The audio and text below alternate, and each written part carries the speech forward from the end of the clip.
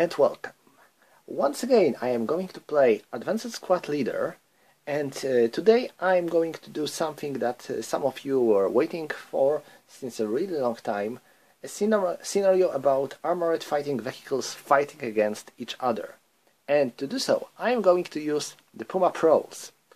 Puma Prowls is one of these scenarios that are considered best for the purpose of the learning Advanced Squad Leader scenarios, and this is one of the very few scenarios that includes armored fighting vehicles only. Of course, there are dozens of scenarios with armored fighting vehicles, but I think this is one of these few when you have no infantry, no ordnance, no anything safe to armored fighting vehicles. So this is pretty good to learn how they are moving, how they are fighting, without any issues with infantry, ordnance, and anything like that.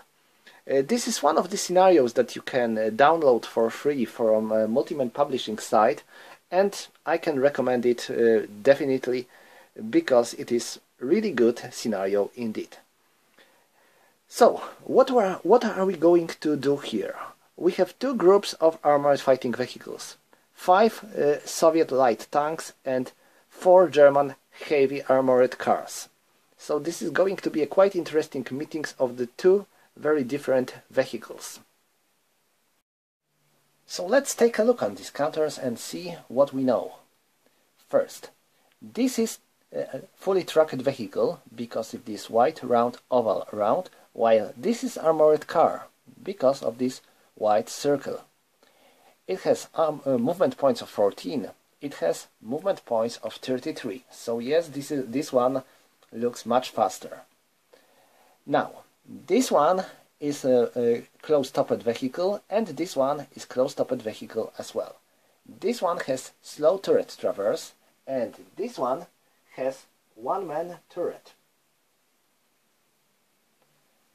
Next, this one has normal ground pressure, while this one has low ground pressure. It has 45 mm long gun and without rate of fire, and this one has 50 mm long gun with rate of fire of 2. It has one coaxial machine gun with a firepower of 2, and this has one coaxial machine gun with a firepower of 5. It is a small target because of this white dot, with front armor of 6 and side and rear armor of 4. This one is normal target with front armor of 4 and rear and side armor of 1.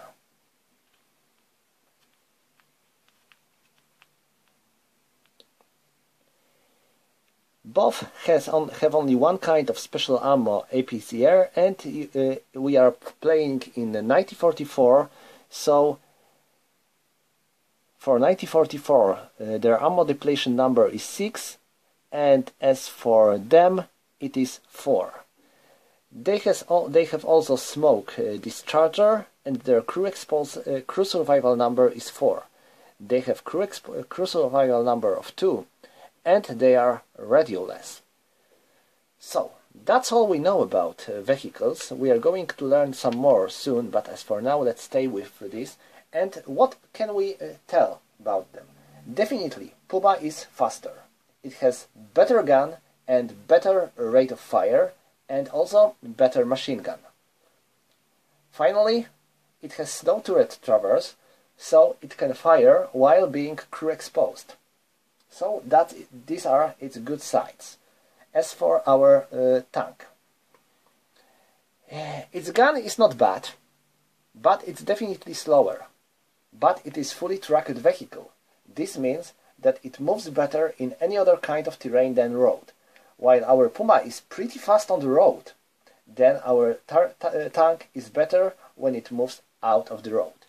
It has definitely better armor on both sides, so it is going to be harder to destroy. While Puma has pretty weak armor on the side and the rear, so if it will be targeted and hit by this tank from the side and the rear, then its fate isn't going to be good. Also, Puma has machine gun with firepower of 5, while our tank has firepower of 2. This means that Puma crew might stay crew exposed without being much in danger of being hit by enemy machine gun, while T70 crew should consider if it wants to stay crew exposed. Of course, it will be able to move faster, but it will be in danger of being hit, and as long as this tank is crew exposed, it cannot fire. So, these are our good and bad sides of each vehicle. And now, let's take a look into the chapter H of the rules, because we can find some additional information about certain types of vehicles and some multi-applicable vehicle nodes. One of them is particularly important. It says, such vehicle has no radio in scenarios set prior to 1943. As for 1943, it is radio equipped. This means that we are in 1944, so we can ignore this radioless status. And this is very good news, because radioless status is one of the most annoying things in the Advanced Squad Leader when it comes to the vehicles. Basically, vehicles that are radioless have used something called platoon movement. Platoon movement means that you have to move 2 or 3 units together next to each other. They have to spend their movement points together, and if one of them wants to move independently, it has to undergo a morale check, and if it fails, it stops. It was one of the reasons that, for example, French tanks in 1940 often lost their combat with German tanks, even if German tanks weren't as good armored and as well armed as French tanks. But all German tanks had radios, while most of the French tanks were radioless. This is also true for the Soviet vehicles at the first part of the war, British, Polish, and a lot of other early stage war vehicles that are non-German. Luckily, all of them have radios, so we don't have to care about this annoying radioless status.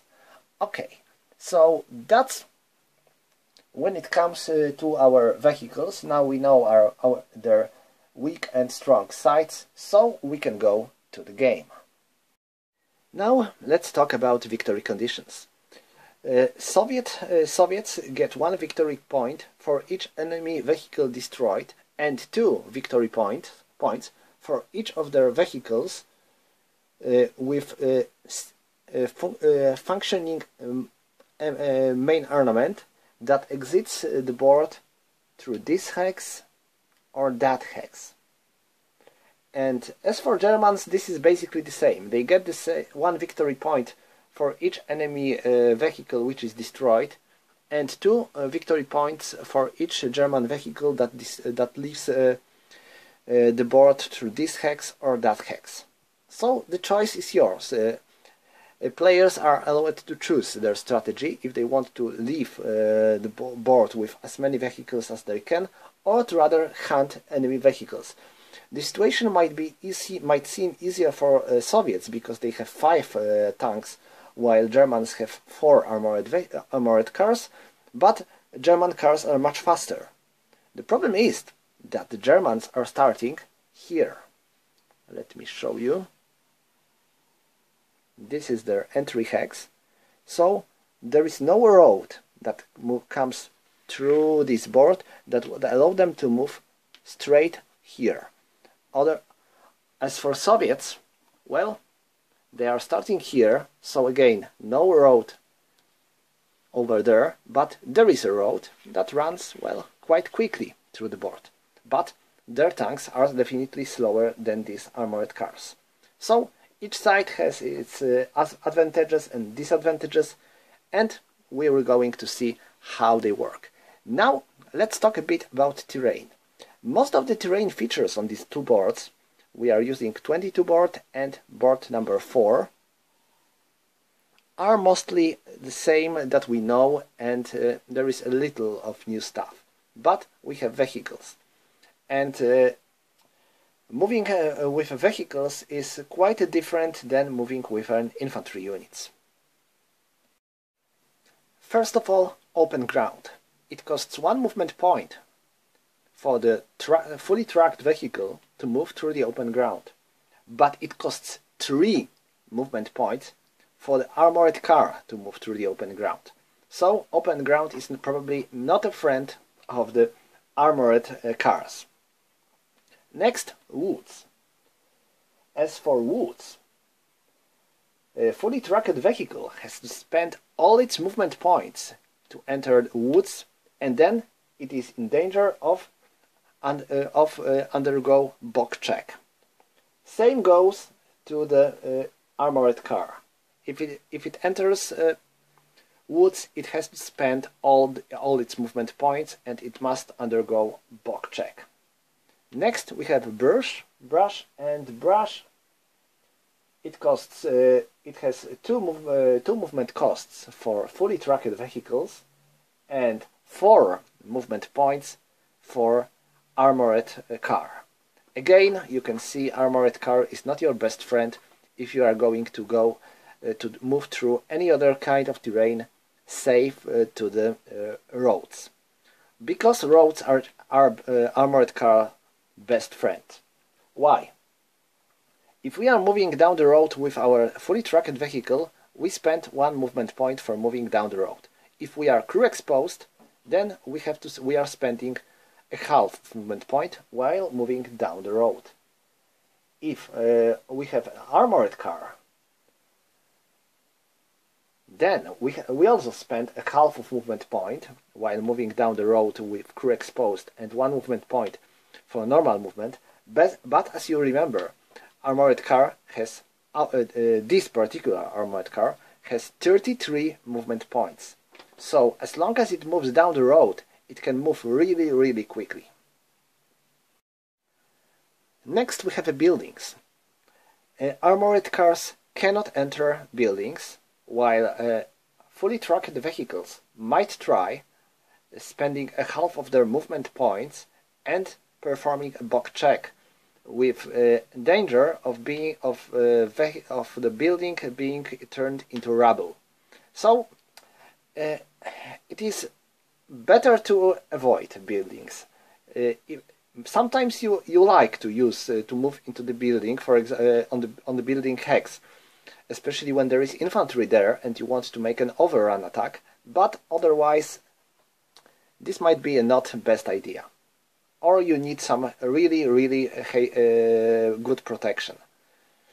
Next, we have walls and hedges. Again, fully tracked vehicle has an advantage here, because when it comes to the wall, then armored car cannot move through, while fully tracked vehicle spends 1 movement point to move through the wall. As for hedges, then fully tracked vehicle spends 1 movement point to move through the hedge, while armored car spends 3 additional movement points to move through the hedge. So I think you can now see good sides of having fully tracked vehicle instead of armored car. Next, we have a grain. I believe that here we have a normal situation. Oh no, I was wrong. As for a fully tracked vehicle, you spend 1 movement point to move through the grain, while if you are armored car, you have to spend 4 movement points to move through the grain. Shell holes, 1 movement point for the fully tracked vehicle. This is just the cost of terrain, and as for armored car, these are 2 additional movement points for moving through the shell holes. And orchard, finally an orchard. I almost forgot about orchard. It is 1 movement point for the fully tracked vehicle to move through the orchard, and 3 movement points for the vehicle to move through the orchard. So that's all for the terrain we know, but we have one more new terrain feature on the board. This is a stream. Stream costs you 4 movement points to enter when you are armored car, or 2 movement points when you are fully tracked vehicle. If you are leaving a stream and you are moving on the upper elevation, you also have to undergo bog check. We have also bridges. Bridges are simply allowing you to move through the water obstacle or some lower elevation without taking care about it, and they are also a hindrance, which is pretty important to remember. I think that's all when it comes to the terrain stuff on this board, and now when we know everything, we can go to the game. Special scenario rules. Environmental conditions are moderate with no wind at start. Russian armored fighting vehicle begin at the movement phase of the Russian player turn, having already expended 7 movement points. So our Soviet tanks have 14 movement points, but as they enter the board, they already spent half of them, so they will only have 7 movement points to spend in the first movement phase. Okay, let's start our game. All the Soviet vehicles are entering from GG1 hex. It doesn't mean that they have to start at GG0. They might start at HH1, HH0, HH2, so they don't have to start from the 1 hex that are out of the board, but they have to go on the board through this hex. They all start in motion, and they all are going to start being crew exposed. Also, they all should start with concealment marker because they are not seen by the enemy. Concealment markers actually are not pretty useful in this scenario. Well, maybe. Why? Mostly because vehicle which is not on the concealment terrain loses its concealment marker when it moves into the enemy line of sight. So there is a big chance that most of these concealment markers will be lost very quickly. But maybe if one of our vehicles will stay in some of concealment terrain and will wait for enemy to appear, then it might be useful. Concealment markers on the vehicles have one more use. If you have multiple vehicles and they are different vehicles, you might use your concealment markers to make enemy unsure which of your vehicles is which. Imagine that we have, for example, 4 T-70s here and 1 T-34 or IS-2. Then, if they are moving together, moving through the same number of hexes, then enemy might not be certain which one of your tank is light and which one of your tank is heavy. So sometimes it is a good way to make enemy confused. But that's all. Let's start our game. I am starting with tank A. It is concealed, it is in motion, it is crew exposed, and according to the special scenario rules, it already spent 7 movement points. So 1, 2, 3, 4, and now I will use my D10 to mark how many movement points I already spent. And now, here is wood. If we move into the wood, we will have to undergo a bog check, and this is something we want to avoid. So instead, I'm going to bypass through this hole between these 2 wood hexes, and when you are bypassing with your vehicle, you have to spend double of the normal cost of terrain that you are bypassing. So this is clear terrain. Normally we would spend one movement point to move through the clear terrain, but since we are bypassing, we have to spend 2 movement points. So it is 6 and 7. So that's all for them. Next vehicle. It is also concealed. It is also motioned. and it is also crew exposed. They will go buttoned up pretty quickly because they have to be buttoned up to fire at the enemy, but as long as they can use it while moving down the road, I think it is a good idea to keep this crew exposed status. So 1, 2, 3, 4, 5, 6, 7. Next, he is also concealed, he is also motion, and he is also buttoned up. And what he is going to do? 1, 2, 3, 4, 5, 6. Sorry, no, 5, 6, 7. Yes, I overstacked my vehicles. This is something you would rather avoid. This is something you would avoid, especially if you feel that enemy is pretty close and he is going to fire at you, because being overstacked sucks. By all means, you are a pretty good target. You have problems with firing at the enemy, and you are a very good target for the enemy infantry attacks. So no, do not overstack if there is enemy around. But if he's somewhere there, far over the hills and far away, feel free to overstack if you need it. Next, I will move this tank with my commander. And now something pretty important about it. You don't have to place your commander marker on your vehicle right now.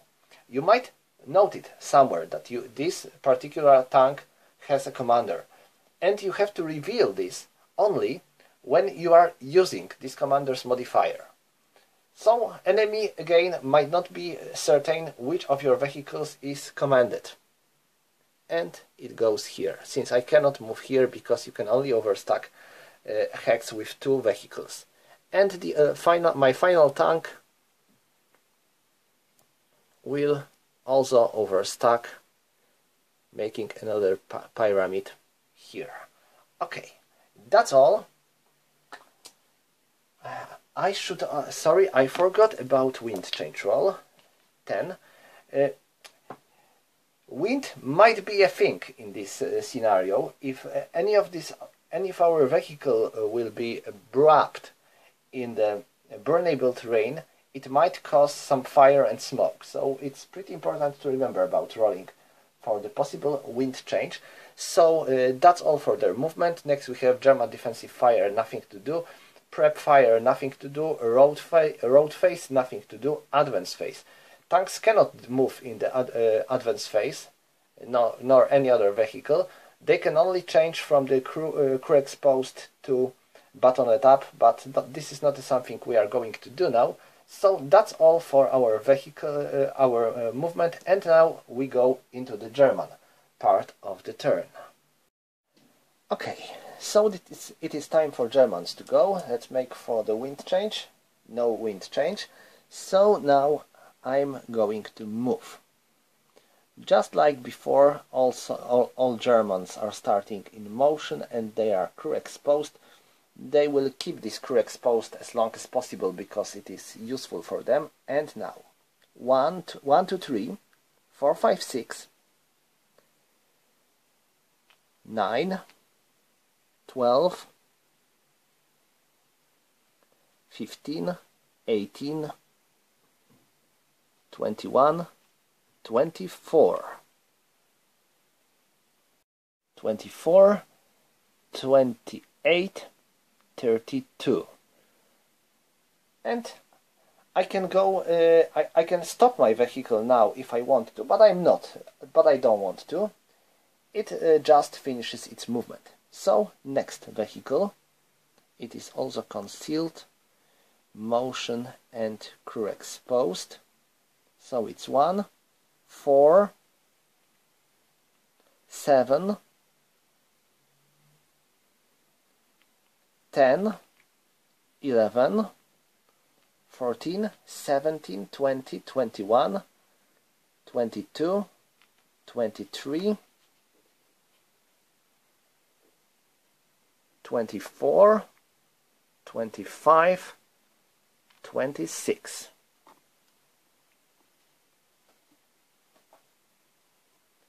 27, 28, 31, and 32. And that's where it finishes its movement. Next vehicle, and this one is going to be with a commander. So it's 1, 4, 7, 10, 13, 16. Sorry, I'm not sure if I did wrong. 1, 4, 7, 10, 13, 16, 19, 22, 25, 26, 29, 32. Okay, and my final car, motion and crew exposed, 1, 4, 7, 10, 11, 14, 17, 20, 23, 24, 25, 26, 27, 28, 29, 30, 31, 32, and 33. Yes, when you are moving through the hex with another vehicle, you have to spend one more movement point. So, that's all for my vehicles. As for Germans, as you can see, 2 of the German vehicles are trying to take care of the board 4, while the other 2 are going to take care of the board 22. My goal is to secure this area, because Soviets will definitely try to move through here, this bridge.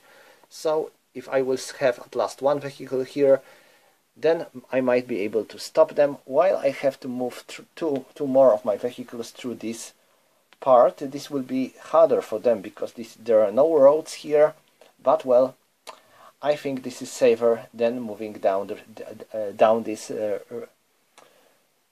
board 22, where there is a lot of opportunities for Soviets to fire at them.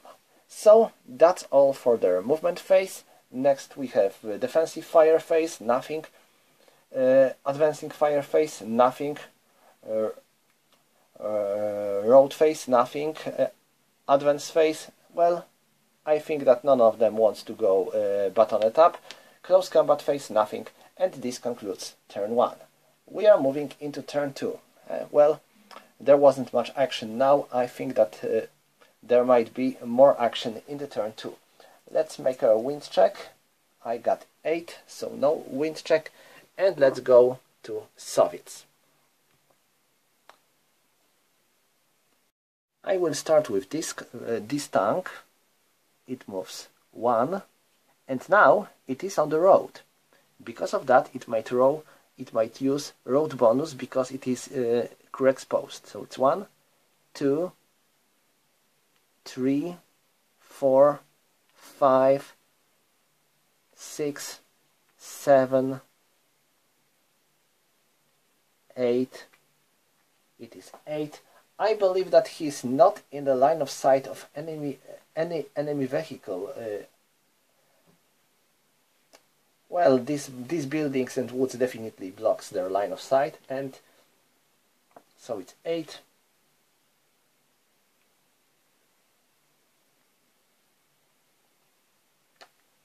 Nine, 10, 11, 12, 13, and that's where he stops. He spends one last movement point to stop his movement. Now this tank. 1, 2, 3, 4, 5, 6, 6.5,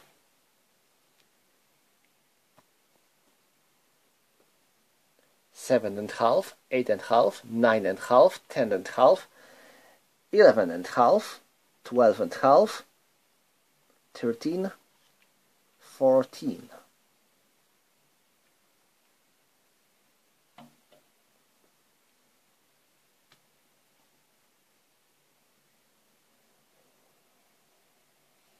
One, 2, 3, 4, 5, 6, 7, 8, 9, 10,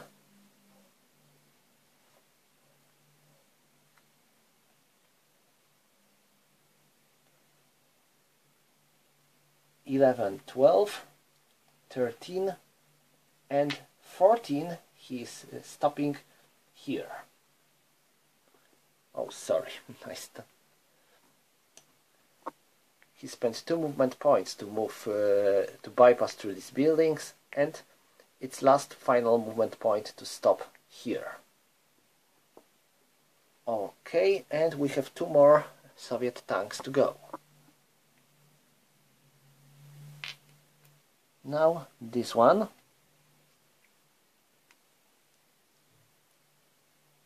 1, 2, 3, 4, 5, 6, 7, 8, 9, 10, 11, 12,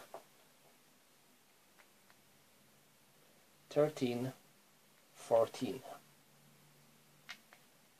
It remains in motion. And now this tank.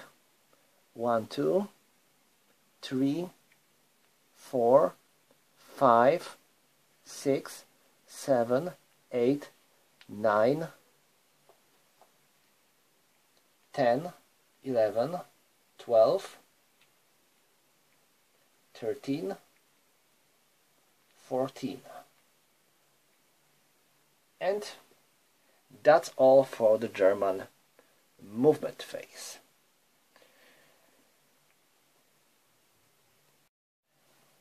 Next we have defensive fire phase, and Germans can fire anywhere? I believe not.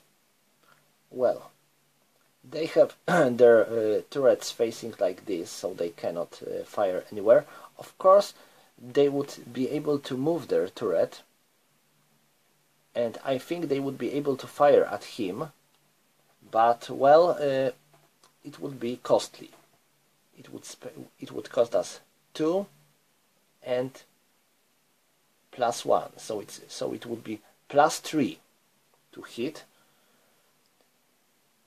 We are also in motion, so it would be, we would get a tons of negative modifier, but even so I'm going to do so. Why?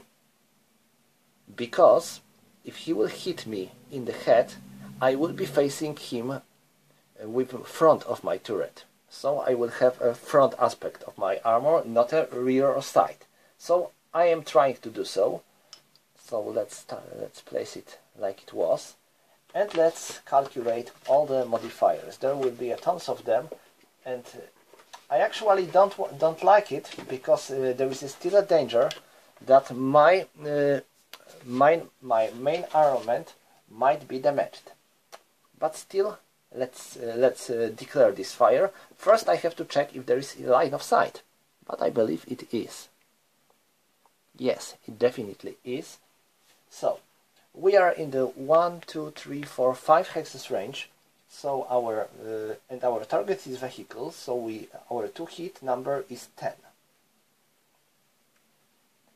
and we are firing outside our crew exposed. Our turret is slow turret, so we get +2 for the first change and +1 for each other change. So +2, and +3. So we have +3 modifier because of covered arc change. Next, we are in motion, and because of that we have to add case C. Case C means that we are using a modifier from case B, so it is +2, and another +2 because we are a slow turret. So now we have +3, +2 and +2. So our modifiers are now +7. Sounds bad, right? +7. And any more modifiers? Enemy is not moving. But enemy is small target. I should remove this concealed because he was in enemy line of sight. He's small target, so we have +1. So we had +7 and now we have +8. Okay, we have +8, so we have to roll natural 2 to score a hit. I don't believe I will be that lucky. We got 8, so we missed. Well, at last we have our covered arc changed. So now we are in the advancing fire phase of Soviets, and this tank is going to fire at him.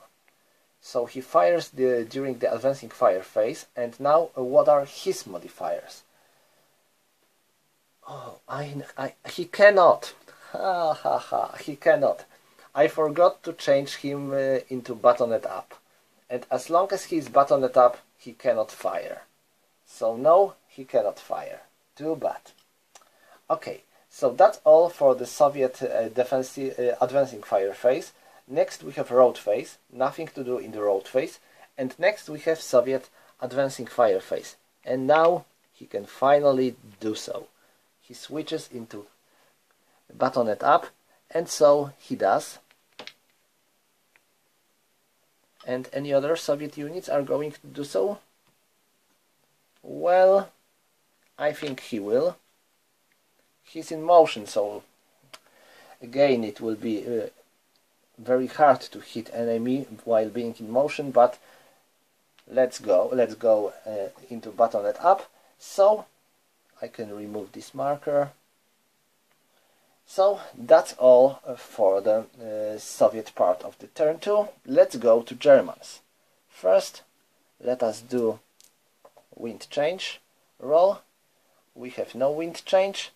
So, prep fire phase. Nothing to do. Nothing to do. Next we have advance movement phase. I will start here. So, 3, 6, 9, 12, 15, 18,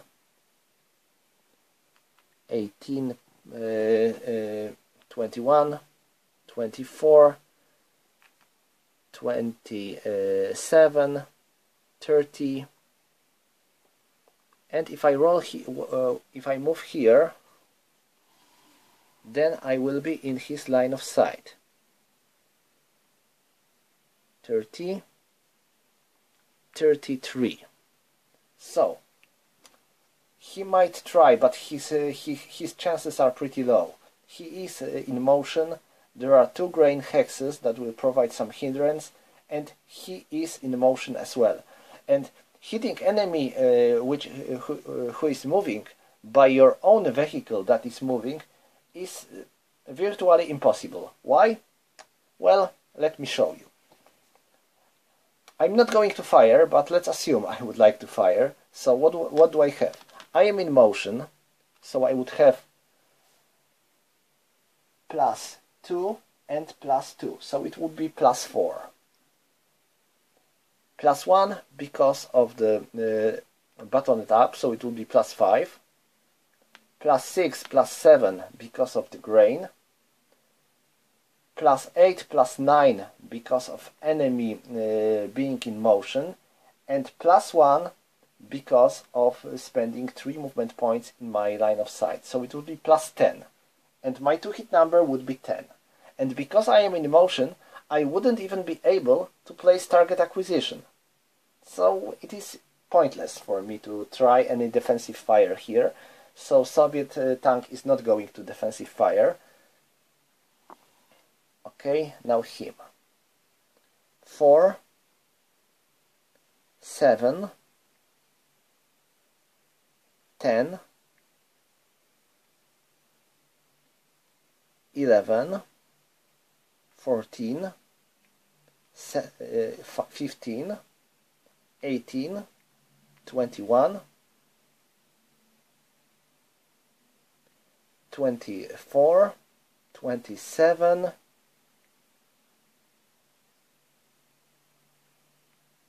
28, 31.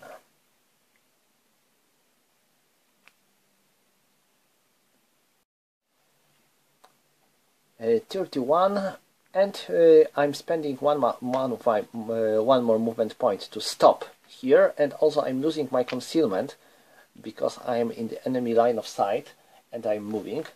Same goes to him. And now this Soviet vehicle is allowed to fire at them. It won't be easy because he's in motion, but he has this very good commander. Oh, sorry, let me show you. He has this commander with -2, so maybe he will be able to score a hit. Still, he's losing his concealment because of that, and he's firing. Let's calculate modifiers. We are firing in motion, so we have +2 because of case B, +2 because of case C, so it's +4, and we have to remember that lower result of our die roll will be doubled. So we have +4 now. We have +1 because we are buttoned up. No! Oh hell! I cannot fire. One more vehicle which is crew exposed, so he cannot fire at all because this shitty one-man turret. Okay, me bad. So they cannot fire at all. So that's all for these two German vehicles. Now these remaining two. Now this Soviet tank is here and it can be dangerous. So I think I will do something else. They are in motion, so 1, a half, and 1.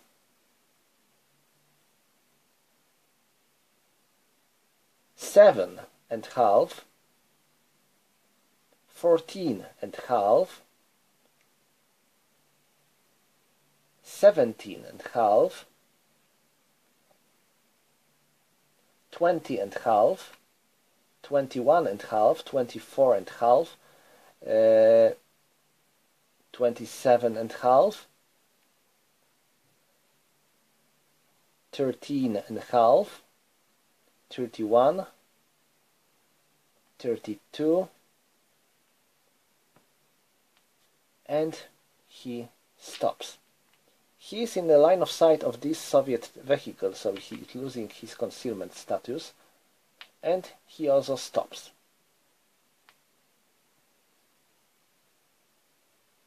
And now he is already in the line of sight of this vehicle, so he is losing its concealment marker. He moves here, spending 3 movement points. And now this Soviet tank declares its defensive first fire. We will see if he will survive this. 1, 2, 3, 4, 5, 6. So it is 6 hexes range. Enemy is, we are buttoned up, so we have +1. Enemy is moving, so it's +2. Enemy spent 3 movement points to move here, so we have +1. So it is +1, +3, and +4. So we have modifiers of +4. so we need to roll 6 or less to score a hit. We got 5, so we score a hit, and red die is lower, so we hit a hull. Sorry, red die is higher, so we hit a hull. And now let's check for everything. We hit him from behind, so his rear aspect armor is 1. Our to hit to kill number for 45mm long gun is 10. So we need 9 or less to we need 9 or less to damage him at last. We need 8 or less to kill him, and we need 4 or less to brew him up. Let me make a roll. I got 6. So 6, it is enough to destroy him, not enough to burn him. But I think I'm fine with this.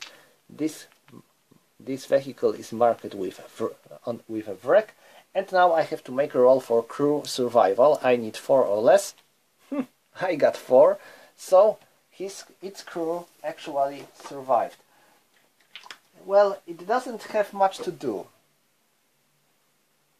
It is, I believe it is already placed as with Desperation Morale, but I think it won't do any good for us. I'm just doing it because, well, I should. And it is marked with Final Fire. Alright, so that's all for the German movement phase. Yes, that's all for the German movement phase. Now we go into the Soviet defensive fire phase. Well, they cannot fire because they are crew exposed. They cannot fire because they are crew exposed, so they weren't able to even fire at them. He cannot see them. He is crew exposed. As for him, he is in motion, so he has no chance to hit because he is in motion and he is in motion. So that's all. That's all for this Soviet defensive fire phase. Next we have German advancing fire phase, and I think I will try to score a hit on him with this armored car. So 1, 2, 3, 4. I have 4 movement, 4 hexes range. Oh, sorry. So it is my to hit number is 10. Next. He is in motion. Yes, he is in motion. So I have +2 for targeting a motion vehicle, and I can ignore J1 or J2 or J3 cases because it is advanced. I'm firing in the advancing fire phase, but this is a bounding fire, so I have +2 because of bounding fire, and +2, so it's +4 because of bounding fire, +2 because targeting a moving vehicle, so it's +6, and +1 because he's small target, so I have +7. I need 3 or less. Nope, I got 8, but I am allowed to place target acquisition on him, so my vehicle is A. So here we go. Maybe next time we'll be lucky to do some damage on him. As for this this armored car, well, he's in motion, no chance to score any effective hit. And now here. His covered arc is like that. If he would try to score a hit on him, it would have to change its covered arc. So, do I want to? So, I am changing my covered arc by 1 to have him in my... he's in motion and he's in my line of sight, so he has its motion, his concealment removed. And now, how about some firing? we are making a bounty. First, we changed our hex spine by 1, so it's +2. Next, we are making a bounding fire, so it's +4, +2. It's +2 and +2, so it's +6. And now, enemy is in motion, so we have another +2, so it's +8 now. It wasn't a very good idea. And he's small target, so we have +1, so it's +9. Impossible shot. At last, our gun is not damaged, and we are allowed to place target acquisition on him. So that's all for the German advancing fire phase. Let's remove all these markers. And now we go into the road phase. No road phase at all. Next we have advance phase, and Germans are not doing anything during the advance phase. Oh, as for road phase, I forgot I have this crew here. They have to move onto this hex because they are routing. And now close combat, nothing to do in the close combat phase. So this concludes turn 2. We are moving into turn 3. Wind change, nothing. So let's go to the Soviet prep fire phase. But I think that no Soviet unit has any good opportunity to perform any prep fire phase. I mean, here we have a situation when they are... oh, I should also remove this, because they are in motion and they are in the line of sight of the enemy, so no. And now, well, they are in motion and they are in motion, so no chance to score a good hit. They are in motion and they are also crew exposed, so they cannot fire. They can't see anyone, and as for them, they can't see anyone, but they are crew exposed, so they cannot fire. So no prep fire for Germans. Sorry, for Soviets. Now Soviet movement phase. Okay, I am I am going into motion. So +1, 2, 3, 4. They still cannot see me because of this woods. And I am finishing my movement here.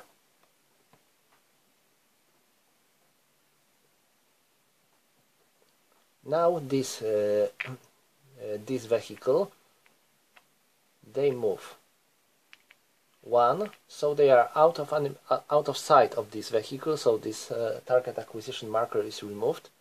1, 2, sorry, 1, because they are crew exposed. 2, 2.5, 3.5. Now they are moving into buttoned up status. 3.5, 5.5, 6, and now this German armored car declares firing on them. I mark them as 6 to remember that they have this. They spent 6 movement points, so he declares firing at them. They are moving target, so it's +2. And now how many movement points they spent in his line of sight? Let me check. He saw this tank on this hex, and he couldn't saw them bypassing because this building blocks line of sight. So he saw them spending only 1 movement point on this hex, and because of that, we have +2 for the case from the case J2. So now we have +4. It is +4 and +5 because he's small target. So our +5, and I think our a line of sight crosses this brush, yes, so we have another +1, so it's +6. So our two-hit number, our two-hit modifier is +6, so we need 4 or less to score a hit. We got 6, so it is a miss. We are allowed to place target acquisition and final fire. So he had 6. So he now moves like that. 7 and 8. He stops. German car might now intensive fire at him. Intensive fire is a dangerous thing. It allows you to fire again, even if you lost your rate of fire, but it provides +2 modifier for to hit, and your breakdown number goes down by -2. So German commander must think if he wants to risk such action or not. Well, he decides this is worth trying, so he goes and fires at him. Now he gets +2 because of intensive fire, +3 because of this brush, +4 because he's targeting small target, and -1 because it is crew of its target acquisition. So I have +2, +4, +3, +4, and -1. So it's +3 for German commander. Oh hell! He got 11, so he missed. And normally it would be nothing, but because of this intensive fire, breakdown number goes down by -2. So breakdown number of this of its main armament is now 10. So it is broken. Hell. I knew I shouldn't do this.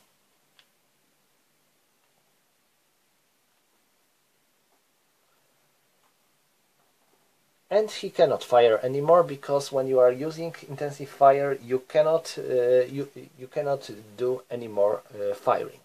So that's all for these two vehicles. Now let's go down a bit. This Soviet tank goes into motion. So he spends 1 movement point. 3, 4, 5, 6, 7, 9, 10, 12,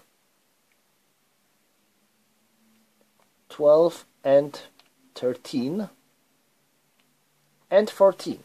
He stops moving.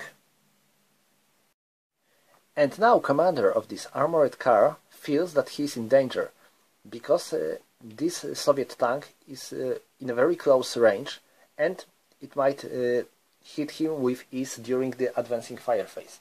So he decides to undergo a motion status attempt. Motion status attempt is an option for the vehicle to go into motion during the enemy movement phase. But it's not that easy. You have to check a number that the enemy spent in your in your line of sight. So it would be 2 for bypass and 1 for this hex, so 3, and you have to make a 1d6 roll, and you have to get result which is lower or equal to this number. So I need to roll 3 or less. Sadly, I rolled 4, so I cannot go into motion. This is bad. Okay, and so Soviet tank finished its movement. So that's all for this part, and let's go here. Now, this Soviet tank declares movement, so it moves 1, 2, and it spent 3rd movement point to finish moving. And now this German armored car has a chance to score a hit on him, but if it wants to, it is in motion. Yes, this is going to be hard thing to do. Well, I will try. Okay, let's risk. First, we are in motion, so we have to use case C. So we have +2 and +2, so it is 4. Next, 5, 6 because of 2 grain hexes, 7 because of enemy being small target. So we have +7, and we have 2 hit number of 10. So we need to roll 3 or 2 to score a hit. 9, we missed, and because we are in motion, we cannot get target acquisition. It sucks, I know. And he finishes its movement.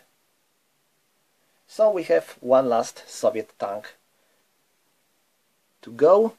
He's here, he's in motion, he's crew exposed.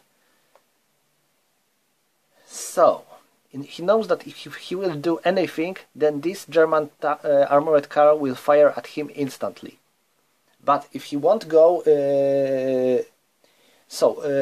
but if he won't do anything, he will be in danger. Well, he won't be able to fire in his own advancing fire phase. So what I'm going to do is nothing. I will let him stay as he is. And I will wait till my advancing fire phase to change his crew exposed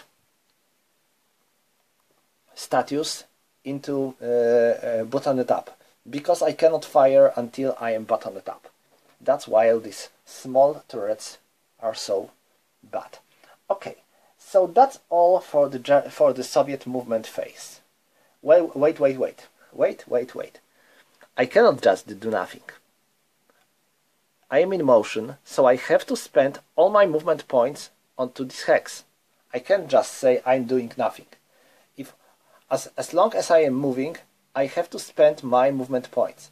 I can do nothing if I am stopped, but when I'm in motion, I cannot say I'm just doing nothing, because vehicle which is in motion still spends its movement points. So it's better for me to actually spend one movement point and to go buttoned up, because even so this German car will target me. So what I'm going to do, I am moving here one movement point, I am turning into buttoned up, and now this German car fires at me. Well, this is going to be hard, because he saw me for the entire time, so he gets no modifier for seeing me for the one or two movement points. Okay, so German car is crew exposed, and he gets no modifier because of his own. He's just performing defensive first fire. Now enemy is moving, so he gets +2. And he saw him for a really long time, so he gets no modifier for case J1 or J2. Now he gets +1 because this is small target, and he gets -1 because of target acquisition. So it's still +2 because of moving target. So he needs to roll 8 or less to score a hit. He rolled 9, so he missed. Good. He's marked with final fire because he retained no rate of fire. And now a Soviet player declares that he stops moving.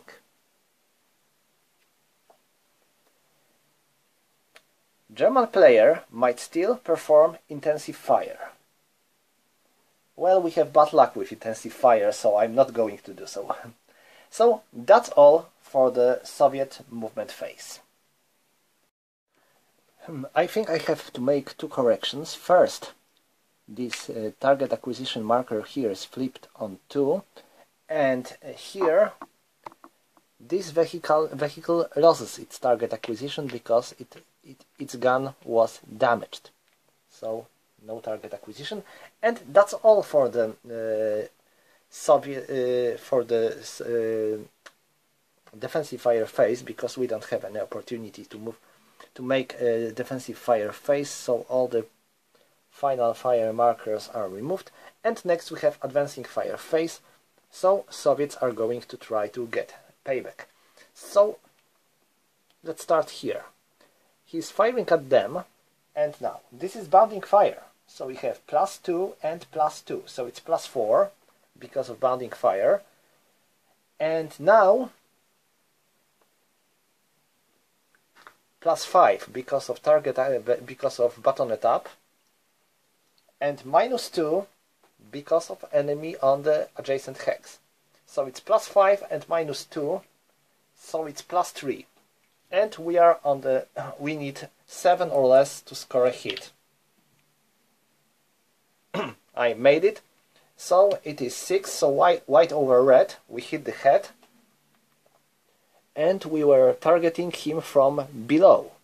So his rear, sorry, not from below, so from the back. So his side aspect of armor is 1. But his turret was like that. And we are firing here, so even so, this is a rear shot, and his rear aspect is 1. Our to kill number is 10, so we need to roll 8 or less to destroy him, 9 to damage, and 4 to brew. I got 8. This is perfectly fine to get rid of him.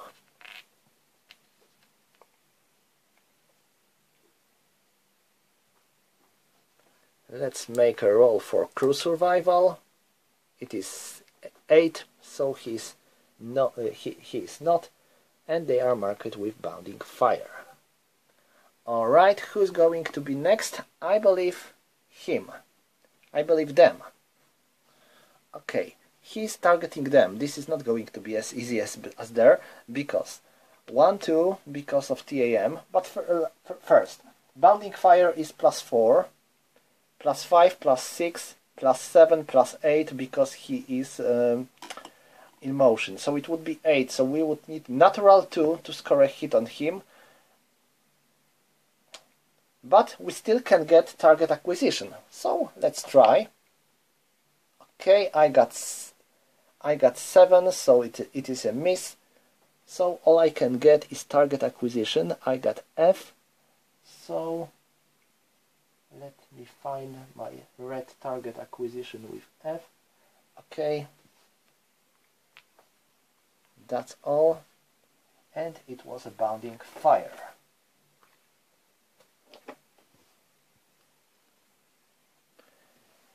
And now here we are finally buttoned up, so we can hit him. So 1, 2, 3, so we have no modifiers for range. It is 10, and we are bounding fire, so we have +4, +5 because of the hedge, and -2 because of our superior commander who has -2, and +1 because we are buttoned up. So we have +6. I mean, +2 because +2 and +2 because of the bounding fire, +1 because of buttoned up, +1 because of the hedge, so it's total of +6, and -2 because of the commander, so we have 4. So we need 6 or less to score a hit, and we made it. We get 5, and white over red hit the head. So we score a hit on his head. We are facing its front aspect, so he has 6, and our to kill number is 10. So we need 5 or less to destroy him, and we made it. Oh hell, I don't remember how when I had such a good rolls. It is 4, so he is destroyed. Hell. Crew survival roll. it is 8, so crew is done. Okay, and now this target acquired marker is done. That's all for the advancing fire phase. And I think that's all that's done for the game. Why? Let's see. This there is the only one German vehicle on the board. All remaining 3 are destroyed.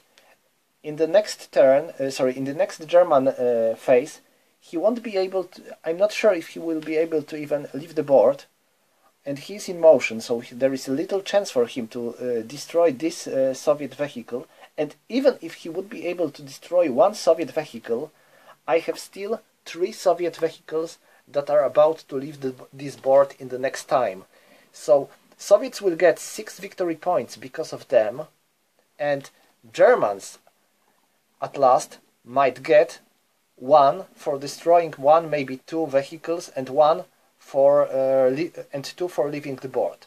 So at last they would have 4 victory points for 2 for 1 unit leaving the board, and maybe 2 for destroying 2 Soviet vehicles, while Soviets will have 6 points for leaving board with 3 of them vehicles, and 3 more points for destroying 3 German armored cars. And this would be the best option for Germans, because there is no certainty that this armored car will be able to destroy maybe even 1 of the Soviet tanks.